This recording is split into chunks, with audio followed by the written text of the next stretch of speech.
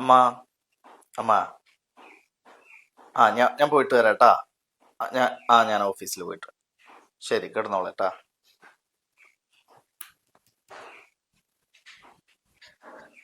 ഭക്ഷണം എന്താ? രാവിലെ കഴിച്ചില്ലേ പഴം പുഴുങ്ങിയത്? അതന്നെ ഉള്ളു, വേറെ ഒന്നും ഉണ്ടാക്കിയിട്ടൊന്നുമില്ല. പിന്നെ കുറച്ച് കഞ്ഞീന് കൊണ്ട് അത് വേണമെങ്കിൽ കുടിച്ചോളൂ. കഞ്ഞി വേണ്ട, ഞാൻ പുറത്തുനിന്ന് കഴിച്ചോളാം. ഇന്നൊന്നും ഉണ്ടാക്കണില്ലേ? എനിക്കും ജോലിക്ക് പോണ്ടേ. രാവിലെ കറണ്ടും കാര്യങ്ങളൊന്നും ഉണ്ടായിരുന്നില്ല. എന്താ ഇപ്പൊ നിങ്ങൾ പ്ലാൻ ചെയ്തിരിക്കുന്നത്? എന്താ? നിങ്ങൾക്ക് ഇതിന്റെ വല്ല കാര്യമുണ്ടോ? ഏതിന്റെ? ഈ അമ്മയുടെ കാര്യങ്ങൾ ഇങ്ങനെ നോക്കേണ്ട വല്ല കാര്യമുണ്ടോ? എനിക്ക് കുഴപ്പമൊന്നുമില്ല, എന്നെ ഒരു കാര്യത്തിന് വിളിക്കുന്നില്ല. പക്ഷെ അതല്ലല്ലോ പ്രശ്നം. എത്ര ആൾക്കാർ ഇവിടെ ഉണ്ട്. അമ്മായിയുടെ മക്കളുണ്ട്, നമുക്ക് സ്വന്തം മക്കളിനെ കിടക്കില്ലേ 3-4. അവർക്ക് കൊണ്ടുപോയി കൂടെ അമ്മേനെ. ഇവിടെ പകലെന്തിയോളം ആരുമില്ല. നമ്മൾ രണ്ടുപേരും ജോലിക്ക് പോണ ആൾക്കാരാ. നമുക്ക് നമ്മുടേതായ കാര്യങ്ങളില്ലേ. ഇത് ആരും നോക്കൂല. ഒക്കെ ഏട്ടൻ തന്നെ നോക്കണം പറഞ്ഞാല് കുളിപ്പിച്ചു കൊടുക്കണം, ഭക്ഷണം വാരി കൊടുക്കണം. ഇത് ഉച്ചയാകുമ്പോ ഭക്ഷണം വാരി കൊടുക്കാൻ വേണ്ടി വരിക. ഇതിനൊക്കെ ചെലവ് കുറച്ച് കൂടുതലും. ഇതിനൊന്നും ആവശ്യമില്ല. അതാ ഞാൻ പറഞ്ഞത്. ഇതിന്റെ ഒന്നും ആവശ്യമില്ല. വേറെ മക്കളുണ്ടല്ലോ. എന്തിന് ബാത്റൂമിൽ പോലും. നിനക്കിതൊക്കെ കാണുമ്പോ ഒരു വല്ലാത്ത അരോചകത്വം തോന്നുന്നുണ്ടല്ലേ? അപ്പൊ ചെലവിനെ കുറിച്ച് ആലോചിച്ചിട്ടാ ഞാൻ ഉച്ചയ്ക്ക് അമ്മയ്ക്ക് ഭക്ഷണം കൊടുക്കാൻ വരുന്നു, കാര്യങ്ങൾ നോക്കാൻ വേണ്ടി വന്ന് ഒരു അരമണിക്കൂർ വേഗം വരുന്നത്. ചെലവിന്റെ അല്ല, അതിപ്പോ ഞാൻ അങ്ങനെ പറഞ്ഞേ ഉള്ളൂ. ഇത് മറ്റു മക്കളുണ്ടാവുമ്പോ എന്തിനാ അങ്ങനെയൊക്കെ ചെയ്യുന്നത്? പ്രത്യേകിച്ച് കുളിപ്പിച്ചു കൊടുക്കേണ്ട കാര്യം എന്താ? അപ്പൊ അമ്മേനെ കുളിപ്പിക്കണ്ടേ? വേറെ മക്കളുണ്ടല്ലോ, അതും പെൺമക്കള്. അവർക്ക് കൊണ്ടേ കൂടെ അമ്മേ. അപ്പൊ അതാണ് കാര്യം. എന്താ സംഭവം എന്ന് വെച്ച് കഴിഞ്ഞാല്, ഇത് ഈ ഒന്ന് ചിന്തിച്ചാൽ നമുക്ക് മനസ്സിലാക്കാവുന്ന കാര്യമേ ഉള്ളൂ. ഇത് അമ്മയ്ക്ക് ബാക്കിയുള്ളത് 4 പെൺമക്കളാണ്. ഞാൻ മാത്രമാണ് ഒരു ആൺകുട്ടിയുള്ളത്. അമ്മ എപ്പോഴും എന്നോട് പറഞ്ഞിട്ടുള്ളത്, നമ്മൾ കാരണം മറ്റൊരാള് ബുദ്ധിമുട്ടരുത്. അത് വേറൊരു തറവാട്ടുകാരാണ്. അതായത് നമ്മൾ കല്യാണം കഴിച്ചു കൊടുത്തതാണ് മക്കളേനെ, പെൺമക്കളേനെ. അപ്പൊ അമ്മേനെ അവരവിടെ കൊണ്ടുപോയി നോക്കുക എന്ന് പറഞ്ഞാൽ അത് വേറൊരു വീടല്ലേ. അവിടെ നമ്മളെ അമ്മേനെ എങ്ങനെയാ അവിടെ കൊണ്ടുപോയി നോക്കുക? അതൊരു തെറ്റല്ലേ? ഈ എന്തിനാണ് ഈ ഓവറായിട്ട് ടെൻഷൻ അടിക്കുന്നത്? ഞാൻ അമ്മേനെ ഇങ്ങനെ നോക്കുന്ന കാര്യത്തില് എനിക്ക് അമ്മേനെ നോക്കാതിരിക്കാൻ കഴിയില്ല. അച്ഛൻ അങ്ങോട്ട് ഉപേക്ഷിച്ചു പോയ ആ കാലം മുതൽ ഞങ്ങളെ 5 പേരെ, 4 പെൺമക്കളേനി എന്നെ അത്രയും കഷ്ടപ്പെട്ടിട്ടാണ് അമ്മ വളർത്തിയിട്ടുള്ളത്. ഈ ഒന്ന് ചിന്തിച്ചു നോക്കിയ, ഒരു 10-35 വർഷങ്ങൾക്ക് മുമ്പ് ഒരു സ്ത്രീ എങ്ങനെയൊക്കെ ത്യാഗങ്ങൾ സഹിച്ചിട്ടുണ്ടാവും. അവരുടെ എല്ലാ സ്വപ്നങ്ങളും മാറ്റിവെച്ച്, അവരുടെ എല്ലാ രുചികളും മാറ്റിവെച്ച്, എന്തൊക്കെ ഇഷ്ടങ്ങളുണ്ടോ അതൊക്കെ മറന്നുകൊണ്ട് 5 മക്കൾക്ക് വേണ്ടിയിട്ട് ഒരമ്മ, ഒരു സ്ത്രീ കഷ്ടപ്പെടുകയാണ്. ഇന്നിപ്പോ നിനക്ക് ജോലിയുണ്ട്. ഈ ജോലി ഇല്ലെങ്കിൽ, ഞാനും ഇല്ലെങ്കിൽ, നീ എങ്ങനെ മക്കളെ വളർത്തും? ആലോചിച്ചിട്ടുണ്ടോ? പിന്നെ വേറൊരു കാര്യം എന്താന്ന് വെച്ച് കഴിഞ്ഞാൽ, ഇപ്പൊ നീ പറഞ്ഞില്ലേ ബാത്റൂമിൽ അമ്മേനെ കൊണ്ടുപോകുന്നു, ബാത്റൂമിൽ കുളിപ്പിക്കുന്നു, അതൊക്കെ ഒരു ആൺകുട്ടിയായിട്ടുള്ള ആള് അല്ലെങ്കിൽ ഒരു പുരുഷൻ ചെയ്യാൻ പാടില്ല. അതല്ല ഇപ്പൊ പറഞ്ഞേ. ഞാൻ ചെറിയ കുട്ടിയായിരിക്കണ സമയത്ത് ഒരു ഡ്രസ്സും ഇല്ലാതെ അമ്മ എന്നെ കുളിപ്പിച്ചിട്ടുണ്ടല്ലോ. എനിക്ക് എന്റെ അമ്മേനെ കുളിപ്പിച്ചു കൊടുക്കണ്ടേ? അമ്മേനെ നോക്കണ്ടേ? അമ്മ എത്ര തവണ എനിക്ക് വായിൽ ഭക്ഷണം വെച്ച് തന്നിട്ടുണ്ട്. അപ്പൊ അങ്ങനെയൊന്നല്ല, അതിനൊരു ലിമിറ്റ് വെക്കുക. അത് നമ്മളിപ്പോ ഒരു അമ്മയാണെങ്കിലും ഒരു സ്ത്രീയാണ് എന്ന പരിഗണന വെച്ചുകൊണ്ട് തന്നെ നമ്മൾ പല കാര്യങ്ങളും ചെയ്യേണ്ടി വരും. അത് കുളിപ്പിക്കേണ്ടി വരും, ചിലപ്പോ വേറെ മറ്റു കാര്യങ്ങളൊക്കെ ചെയ്തു കൊടുക്കേണ്ടി വരും.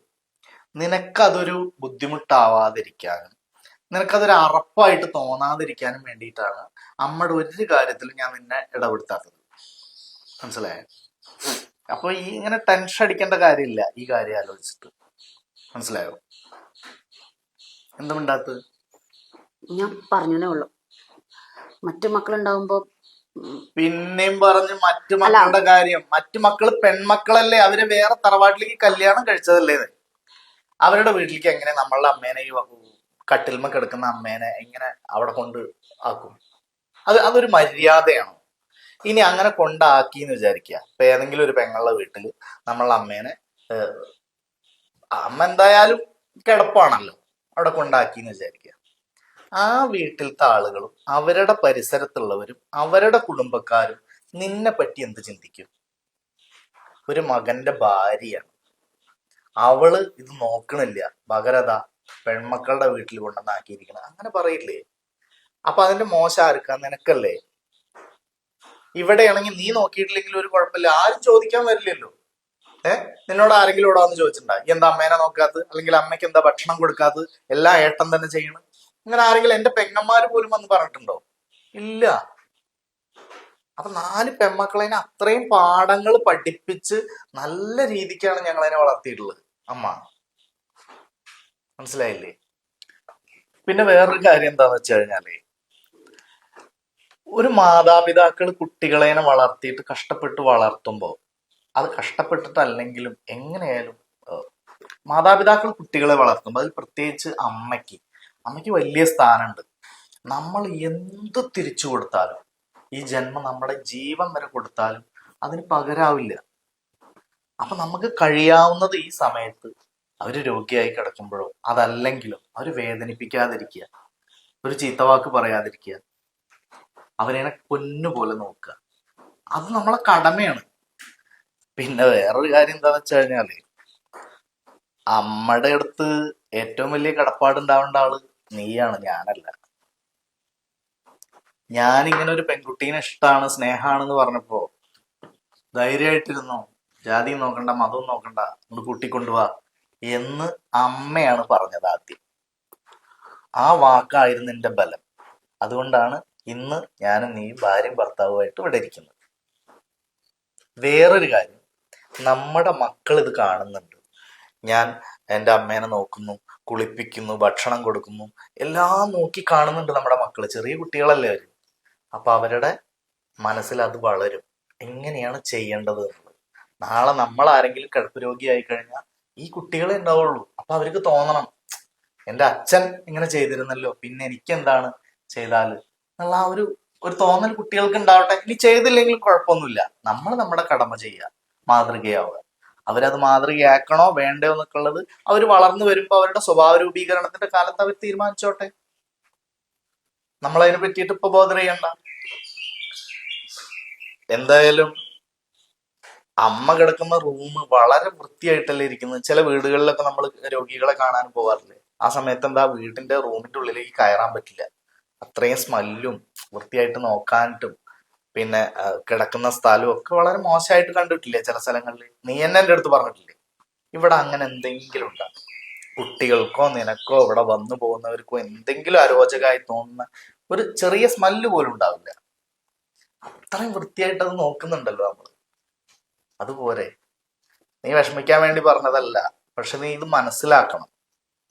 നീ ഇപ്പൊ നിന്റെ ഒരു സ്വകാര്യ സമയത്ത് എന്നോട് ചോദിച്ച കാര്യമാണ്, പക്ഷെ എനിക്കിത് പറയേണ്ടി വരികയാണ്. ഞാൻ ഇങ്ങനെ പറയാതെ തന്നെ നീ സ്വയം തിങ്ക് ചെയ്യേണ്ട ഒരു കാര്യമാണത്, മനസ്സിലാക്കേണ്ടതാണ്. ഞാൻ നിന്നെ കുറ്റപ്പെടുത്തിയതല്ല, പക്ഷെ എനിക്കിത് പറയാതിരിക്കാൻ വയ്യ, നീ ചോദിച്ചതുകൊണ്ട് പറഞ്ഞതാണ്.